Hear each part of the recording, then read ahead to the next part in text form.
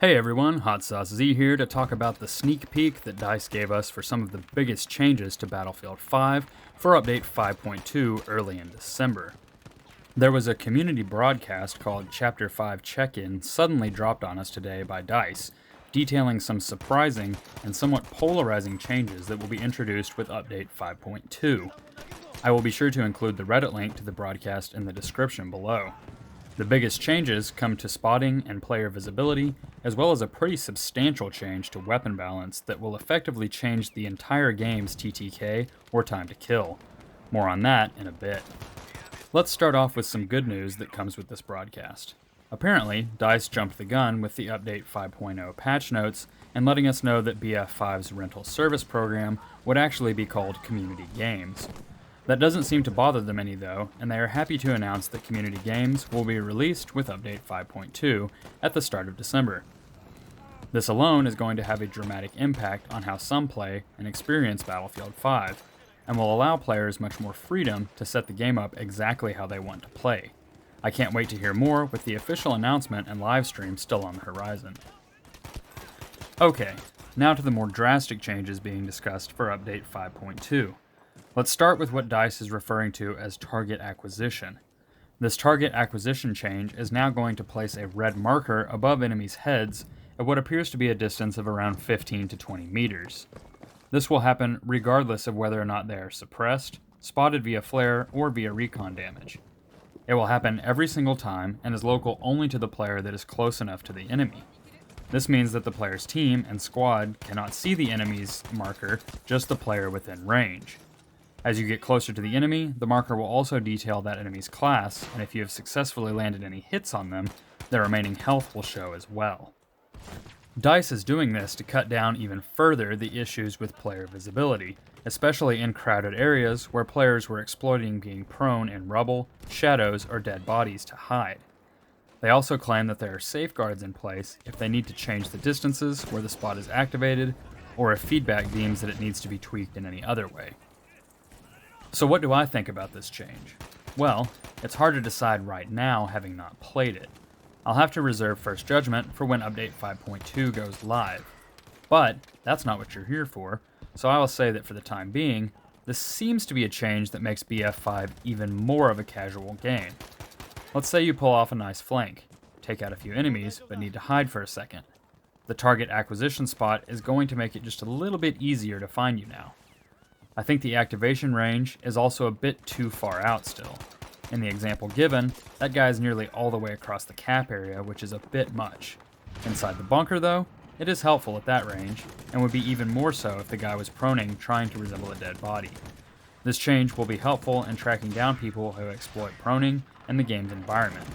I'm looking at you, Leafy Overlooks on Pacific Storm. Let's move on though to the spot system we are used to already.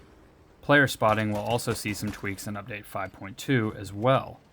I actually just mentioned spotting earlier this week in a spot flare video, and it happened to tie into what DICE is doing here. The big change will be a new UI icon down above the minimap that will inform you when you are spotted. The video that DICE included also demonstrates that going into smoke or shooting the enemy flare down removes the spot status on your screen, as well as from enemy players' HUDs and minimaps. If you watch closely, you can also see points awarded when the flare is shot down, which I also discussed in the flare video. DICE is open and listening to feedback on the new system, and are also considering even more gameplay mechanics, like some form of counterintelligence, to further limit the amount of time you were spotted. But it seems like they don't want to go down that route unless they have to, based on whether or not we like this change enough. So to follow up on the flare video and the issues I already had with spotting, I don't think these changes are making anything better. In fact, it's probably a little worse. The only plus side is that you no longer have to guess if an icon is above your head or not. So thanks for that, I guess?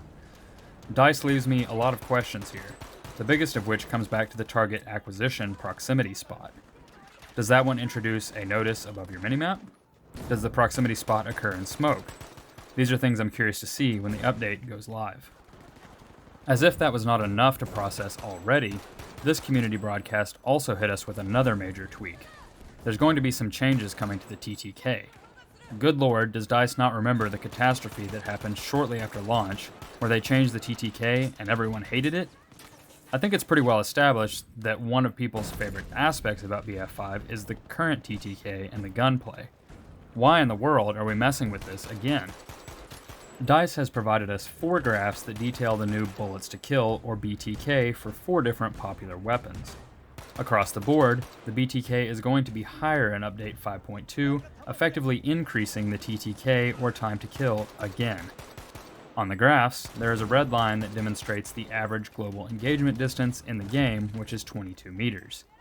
Underneath 22 meters, it looks like all guns will require 1 to 2 more bullets to kill, with the exception of the STG, which remains the same. Above 22 meters, the amount of bullets required to kill increases quite drastically compared to what it is now. What does this mean? Well, do you remember the change where they made medic weapons a bit more viable at range? Yeah, I'm thinking that one is scrapped now looking at these graphs.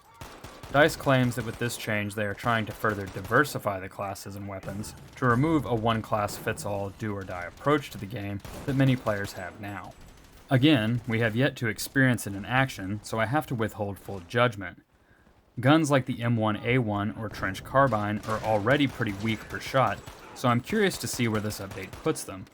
I'm glad to see that MGs won't be able to pinpoint laser people from across the map anymore, but that also leaves me wondering what use will that weapon have. Most find it difficult to play aggressive run and gun, and now I imagine it will be more difficult to bipod up and mid to long range with an MMG.